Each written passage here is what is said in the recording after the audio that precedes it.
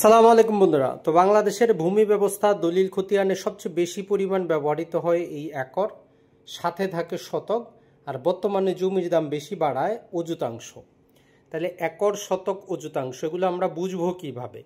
তো দেখেন, আপনার সম্পত্তিটা লম্বা চড়া যাই হোক, বিভিন্ন সূত্রের মাধ্যমে সম্পত্তির ক্ষেত্রফলটা বের করা হয়।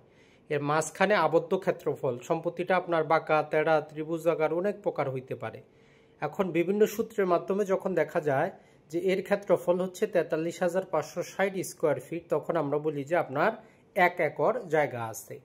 এখন যেহেতু এখানে অনেক জায়গা, তো এইটাকে আমরা যদি 100 দ্বারা ভাগ করি অর্থাৎ ছোট করতে চাই, তখন আমরা এই যে 435.60 স্কোয়ার ফিট পাই, যেটাকে আমরা বলি যে শতক। আর এই শতকটাকে আমরা শতক, অযুতাংশ, শতাংশ, ডিসিম, ডিশ বলে থাকি। এখন জায়গা জমির দাম বৃদ্ধি পাওয়ার কারণে ঢাকা শহরে দেখবেন যে মৌজাগুলোর মধ্যে এখন অযুতাংশ ব্যবহার করা হচ্ছে।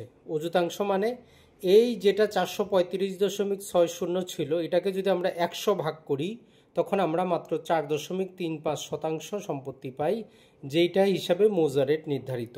সারা বাংলাদেশে এই শতক হিসাবে মৌজা রেট নির্ধারিত হয়, কিন্তু ঢাকা শহরের মৌজাগুলাতে দেখবেন যে আপনি অযুতাংশ হিসাবে দেওয়া আছে। আর এই একরটা বর্তমানে অন্য পদ্ধতিতে লেখা হয়। যেমন ধরেন যে আপনার 50 শতক সম্পত্তি আছে, আপনার এই 50 শতক সম্পত্তি এখন দলিল করার সময় এটাকে এই 50 শতক এইভাবে না লিখে তারা এখন যেভাবে লেখা শুরু করছে, সেটা যদি আপনি দেখেন যে এখানে দিয়ে আপনার এখানে এই 5 দেওয়ার পর এইরকম দিয়ে দিল যে এত একর।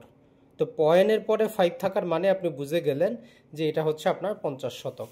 একই রকমভাবে আপনার যদি 2 শতক সম্পত্তি থাকে, তখন তারা এটা এইভাবে লিখে এরপরে দিয়ে 0 to 4টা শূন্য ব্যবহার করে একর হিসাবে ব্যবহার করে। তো এই জন্য আপনার টেনশনে নেওয়ার দরকার নাই। এখন যদি আপনি একর থেকে শতকে নিতে চান, ধরেন যে আপনার একর আছে, কত আপনার 2 একর সম্পত্তি আছে, তাহলে শতকে নিতে চাইলে জাস্ট 100 দ্বারা গুণ করেন, তাইলে 200 শতক। এখন শতক থেকে যদি একরে নিতে চান, আপনার 20 শতক সম্পত্তি আছে, তাইলে জাস্ট 100 দ্বারা ভাগ দেন, তাহলে দেখবেন যে আপনার 0.2 শতক হয়ে যাবে, 20 শতক।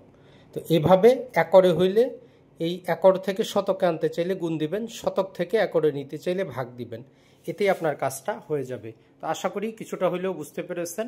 তো অতি শীঘ্রই আপনাদের জন্য আমরা আমিনশিপ কোর্স নিয়ে আসবো।